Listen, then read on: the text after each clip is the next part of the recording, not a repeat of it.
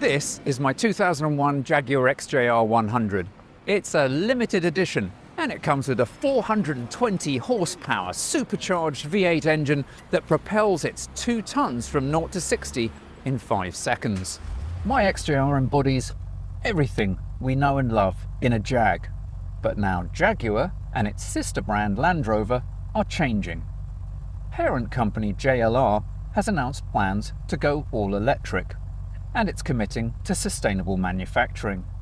And its cars are undergoing a digital transformation with improvements in software and connectivity. But not just the cars. At the heart of all of these changes is JLR's own shift to Industry 4.0 digital best practices.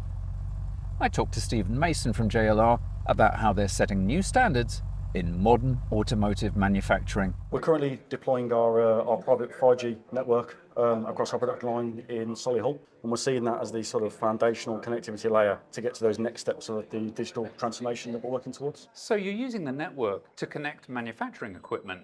What's the benefit of that? We've got the devices, we've got the automation, but connecting that together, getting the IoT sensors, extracting as much data as possible out of that to drive the efficiencies in the equipment, and ultimately drive that data upwards into future technologies such as AI, digital twins, etc. We need to get that connectivity in place first in order to start on that journey. So what is the business benefit? Initially, it's going to be operational efficiency. The more information we can get in terms of condition-based monitoring, predictive maintenance, the more we understand about our machinery and when something may fail and start to intercept that beforehand, that then will drive the uptime, ultimately more vehicles out the door.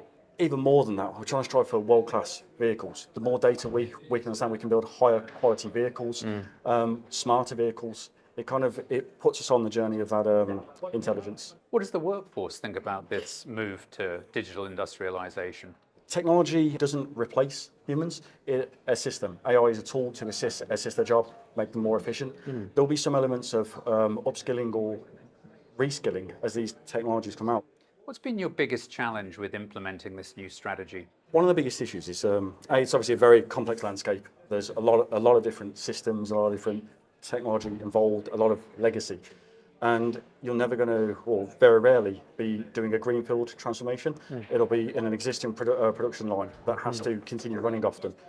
How has Ericsson been as a partner?